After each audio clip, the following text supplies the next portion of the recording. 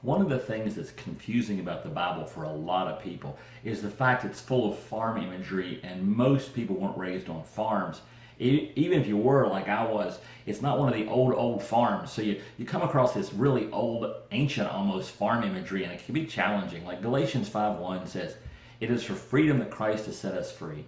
Stand firm then, and do not let yourselves be burdened again by a yoke of slavery." And we're going, yoke? We don't really have a great understanding of what that is. Because a yoke was used if you were using oxen, which are really large cows, usually steers, to pull any type of farm equipment or a wagon or whatever. And they take this huge wooden block and they'd fasten it around the ox's neck, and they'd tie it down tight, and then they'd attach all the ropes and the clamps and everything to him, and he'd work all day in this yoke. And I bet it really, I mean, I've never been an ox, but I'm betting at the end of the day when they took that thing off, it felt pretty darn good. So imagine for a second you're an ox. You spent one day in the hot sun working, pulling, laboring with this huge yoke constricting you and tying you down. At the end of the day, the farmer comes in and he takes that thing off.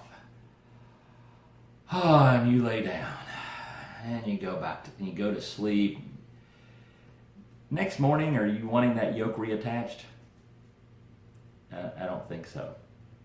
See, here's Paul's point. Paul's point is this, that most of us spent much of our lives trying to please God by doing some sort of legalistic standards. We have a whole bunch of rules and regulations, and we just try to keep up with the rules and follow the regulations and do all this stuff right, and it's exhausting. And the weird thing is, after people come to a relationship with Christ, frequently we then try to come up with a new set of rules and regulations so we can do the whole thing all over again. But Paul's point is, don't do that.